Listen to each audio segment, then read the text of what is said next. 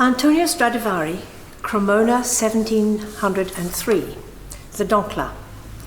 This violin by Antonio Stradivari, called the Doncla, was made in Cremona, Italy in 1703. It has a one-piece back of beautiful broad-flamed maple, typically superb spruce for the table, and varnish of a glorious, vibrant, golden-orange colour.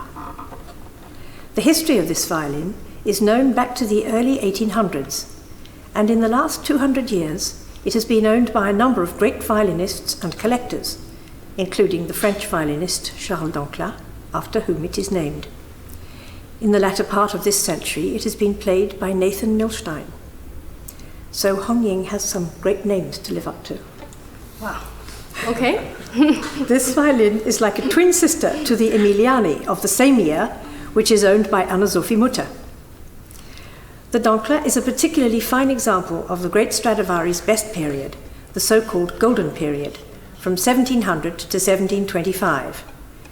And as you can hear, it produces a really golden sound.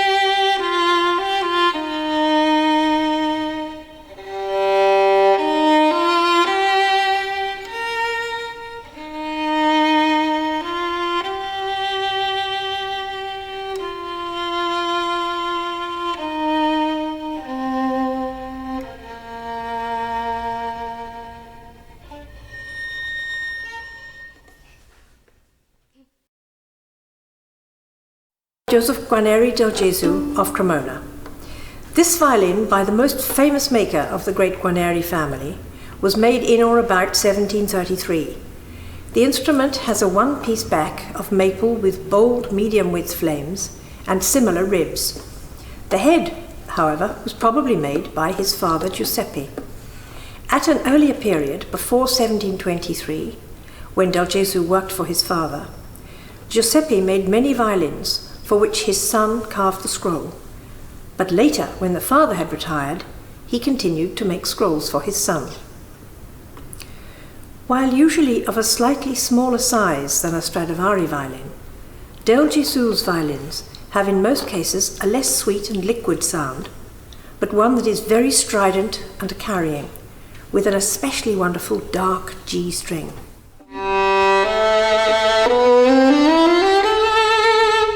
The varnish on this violin is well worn, which of course is quite usual for an instrument of 200 to 300 years old.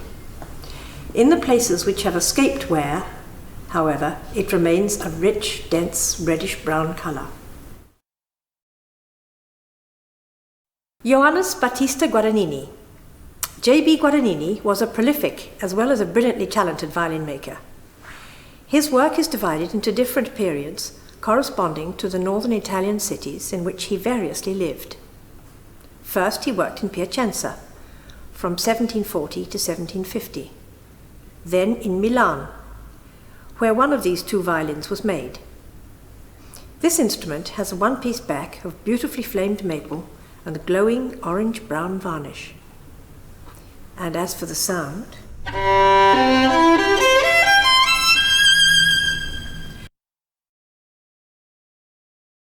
afterwards he moved to Cremona, but stayed only a few months, and this is where our second Guadanini violin was made, in 1758.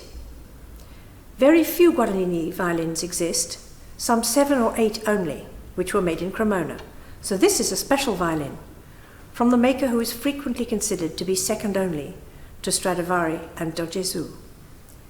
This violin has a very attractive back in 2 pieces of evenly flamed maple, and the wonderful varnish of a transparent pinky orange hue on a gold ground is characteristic of his Cremona violins and not found on those of his other periods.